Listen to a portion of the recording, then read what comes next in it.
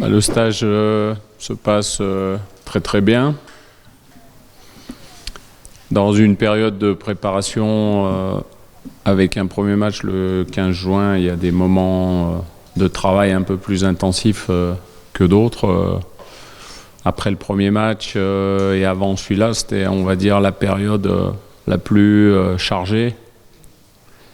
Un petit peu la semaine prochaine, mais surtout celle-là. Donc, il y a un peu de fatigue générale. Je répète que le plus important, c'est d'être performant le 15 juin. Donc, d'assimiler une charge de travail un peu plus importante, même s'il y a des matchs entrecoupés, mais qui sont des matchs de préparation. En ce qui concerne Nabil, c'est simplement pour ne pas prendre de risques. C'est pas la peine de faire s'entraîner un joueur s'il ressent une toute petite douleur. Il vaut mieux lui laisser quelques jours de repos. Ne pas le faire jouer demain également. Comme ça, on est sûr de pouvoir le récupérer assez rapidement. Voilà, c'est juste de la prévention pour qu'on soit en possession de toutes nos forces, que je le répète encore une fois, le jour J. Je vous avais prévenu que le match contre l'Ukraine serait un match où j'utiliserais chaque mi-temps un système différent, juste c'est comme à l'école, on fait quelques révisions. Donc pour rappeler les fondamentaux dans chaque système, ce qui n'était pas facile contre une équipe qui est classée 30e mondiale, mais donc ça a été plutôt assez positif. Après avoir revu le match, même beaucoup de choses positives, quelque chose un peu négatif, mais ça fait partie de chaque match. Quant à Kaabi, bien sûr qu'il aura sa chance. Il est là, il fait partie du groupe. Vous savez que dans un groupe de 23 qui est emmené à faire un tournoi qui dure encore au minimum jusqu'au 25 juin, il y a beaucoup de choses qui peuvent se passer et on l'espère au-delà de ce 25 juin. Et parfois un joueur peut surgir au moment où on l'attend le moins et être le joueur qui va être décisif au moment le plus important. Donc voilà, ça fait partie des belles histoires du football parfois. Donc il faut le laisser travailler tranquillement. Il est là, il est bien là. Il sera avec nous. Et puis, bien sûr, qu'il fera son apparition dans les 2 matchs de préparation qui arrivent. Donc il ne faut pas s'inquiéter là-dessus. Je pense qu'au fil du match, il y aura un petit peu de fatigue. Peut-être que le début du match sera un peu difficile parce que quand on est un petit peu fatigué, il faut se mettre en route. Et puis après, ça va mieux au bout du premier quart d'heure, souvent, jusqu'à l'heure de jeu. Et puis les 30 dernières minutes sont un petit peu plus éprouvantes. Donc c'est là où il faudra effectuer des changements aussi pour ne pas griller certains joueurs, leur permettre d'avoir un petit temps de récupération. Après, il reste 10 jours de travail avant le premier match. Donc, voilà, les réglages, on sait tous où on veut aller, ce qu'on veut faire. Il n'y a pas une personne de ce staff, de ce groupe, y compris les joueurs qui ne savent pas quel est l'objectif collectif. Donc voilà, chacun a sa charge de travail, chacun est arrivé dans des formes un petit peu différentes. L'important, c'est de se remettre tous à niveau et à un niveau qui soit le plus performant possible. Bon, après, on a le droit à 6 changements, donc c'est une configuration un peu différente d'un match international, qualification à Coupe d'Afrique, Coupe du Monde. 6 changements, ça permet quand même de faire pas mal de réajustements, d'économiser certains joueurs en fonction de leur état de forme, de leur taux de fatigue. Au quotidien, il y a des gens du staff qui sont là pour ça, pour s'inquiéter de toutes les petites choses qui puissent alerter l'entraîneur principal. Donc j'ai la chance d'avoir des gens très compétents qui travaillent autour de moi, qui me donnent les informations. Après, c'est à moi de gérer au mieux. De toute façon, il faut que je gère tout au mieux puisque vous m'attendez le 15 juin. Donc, voilà, j'assume tout. Je le répète encore une fois, on est vraiment tous heureux d'être là, tous heureux de participer à cette aventure qui, j'espère, sera fabuleuse. Je pense que vous êtes, vous aussi, très motivés. Vous avez hâte, peut-être plus que nous encore, que ce jour arrive. Nous, on prend les choses avec philosophie, avec patience, chaque chose en son temps.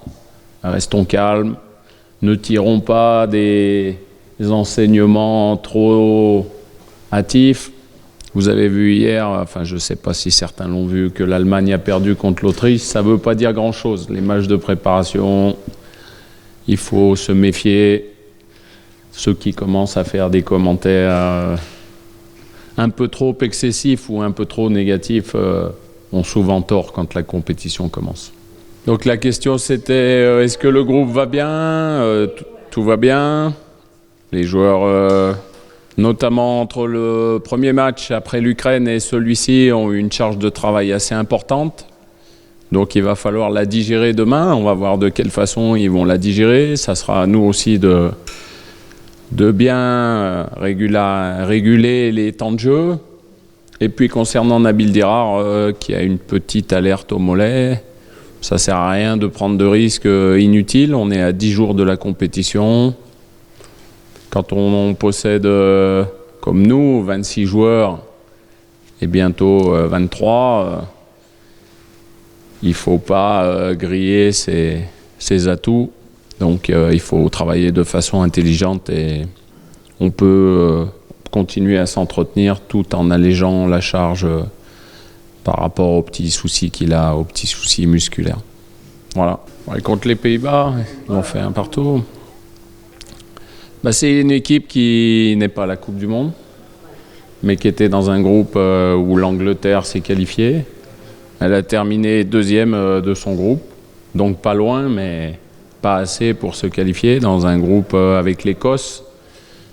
L'Écosse, c'est une équipe qui n'est jamais facile à jouer. Donc on connaît sa grande star, Hamsik, du Napoli. Voilà, il y a d'autres joueurs... de grande valeur.